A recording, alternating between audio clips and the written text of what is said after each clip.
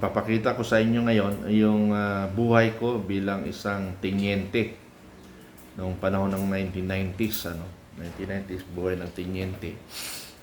Sabi ko nga sa inyo, ang mga general ngayon, ito yung buhay ng tenyente namin noon. Yung mga siga ngayon diyan sa Aguinaldo, sa Kamkrami o saan pa man, mga tenyente kami noon, mga segunda kamuti, na tinatawag. Ito yung buhay namin, ipapakita ko sa inyo. At ikumpara nyo ang buhay nila ngayon. Ulitin ko para maintindihan nyo. Ito yung buhay namin noong 1990s. At ito rin ang buhay ng mga general ngayon. Tandaan nyo almost yung yung buhay namin noon, ngayon mga general na. The aircon na lahat na ng kaligayahan nandito na. Kaya lang, sabi nga ninyo, ay hindi nila nagagampanan ng trabaho. So, maaaring hindi pa panahon o maaaring hindi pa yung talaga ang tamang pagkilos ng bilang isang kawal ng Pilipinas. Pero panoorin nyo kung paano kami. Yung akin dito sa Samar, ang pinaka-highway lang namin, kumbaga sa EDSA lang ang pwede naming daanan. All others, wala pwede kung hindi. Lakad talaga. Kung hindi naman, ay yung motor. Yung single. Yun lang yun, pwede. Pero limited range, single makapasok. Makita nyo single kanina. Ganon yan, ganon. Pero pag tagulan, wala na talaga. Pero sa noon, walang single nung kung hindi highway rin talaga. Matindi ang kahirapan dito sa summer 1990s. Taga lahat, lakad ang aming mga pagpupunta. Ito nga pinupuntahan ko barangay na papakita ko sa inyo, puro lakad yan, walang sakay. So, pakinggan ninyo at panoorin ninyo ang buhay namin. Pag walang ilaw, ayun, sabi nga nila, masirum, marinig nyo rin lang yung boses namin. Pero kahit pa paano, sa walang camera, medyo maliwanag konti. Kumbaga, silhouette, yung mga nakikita mo, hindi talaga makikilala mo sino yung kaharap mo. Pero kung magsalita, maaaring makilala mo na. So, yan ang buhay namin noon bilang isang tenyente noong 1990s. Ngayon, bilang isang general, ayun, nakita nyo yung buhay. So, ganun lang talaga. Anyway, may pag-asa pa naman tayo sa Armed Forces of the Philippines. At naghihintay lang ng tamang panahon. Maraming salamat. Pwede naman mo sana, hain ang balay ni Marcia dito. Marcia. Hindi na, pa niya balay ba? Balay. Waray na. Waray na balay dito. Ang i-abad. Waray di siya ba lang? Maiyak na dito sa... Ay, nakamaagi dito? Pato. Saka dito ka mo? Tulay nga doon. Oo, pag-ising ko. Nakila mo kay dati Lieutenant Bitran? Wala dito. Nagmayor ako dito. Tundalo ko. Oo, sige. Warang nakita niya. Dili ka rin tigno sa itong panahon ba na itong kabataan na ito? Bitran. Pato. Ang nabutan ko noong 90s kapitana, itong babae, buhay pa. Marcia, ada pa? Sa Cebu. Ang Cebu siya pero mayroon pa nabibigil. Oo. O, pasya lang wala kayo ito kilala ko. Sige. Oo, sige.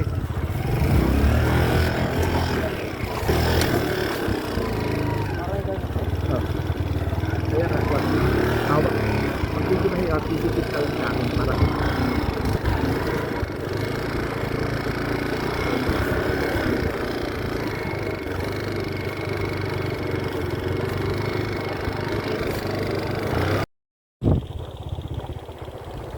ini pa San Vicente ano?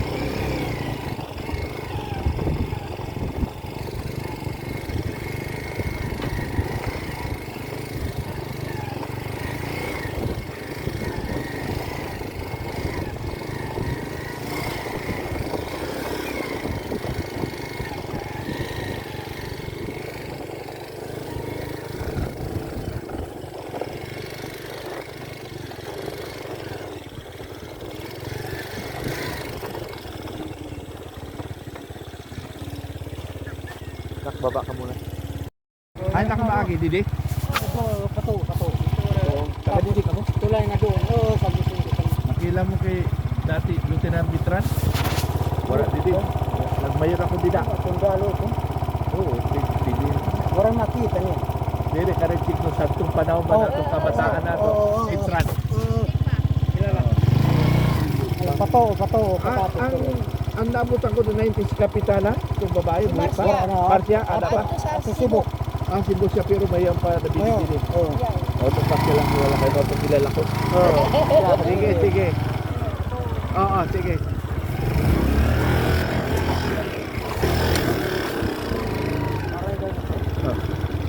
Kaya na, tawag.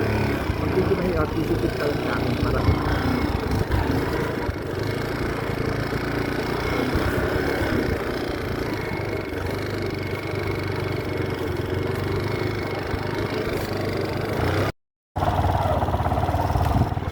pwede mamutana, hayin ang balay ni Marcia dito. Marcia. Hindi, pa niya balay ba?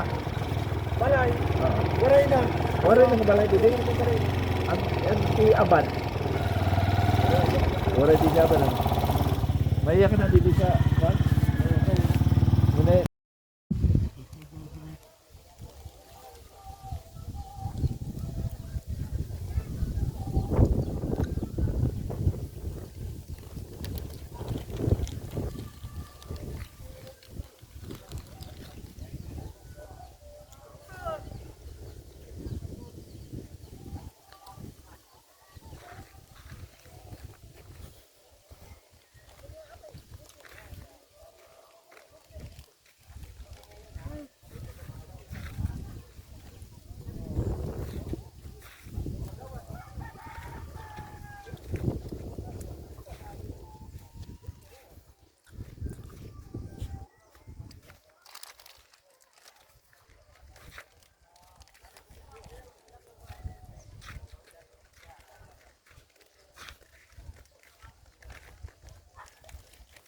Ako ta dito sa sangkit.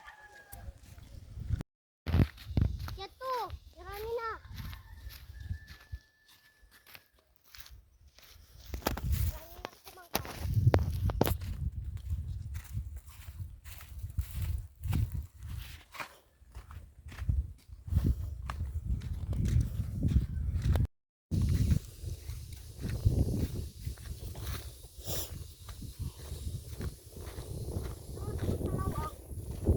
Tara.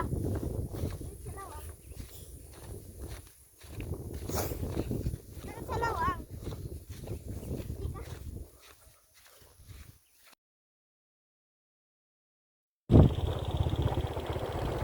Ini pa San Vicente ano?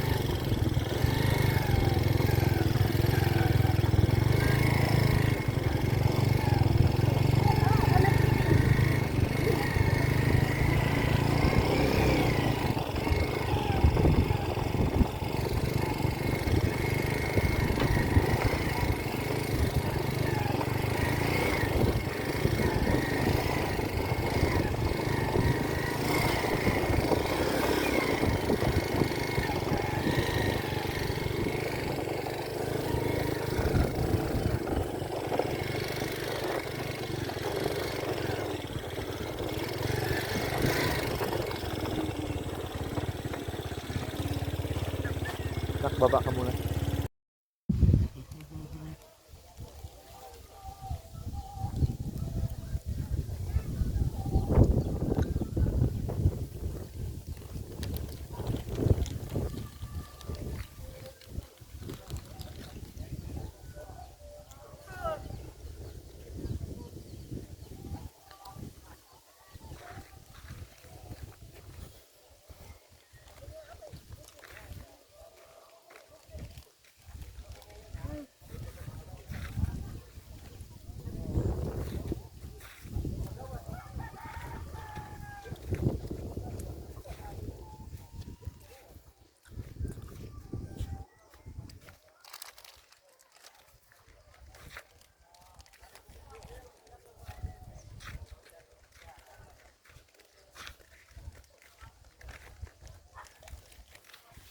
dito sa angki.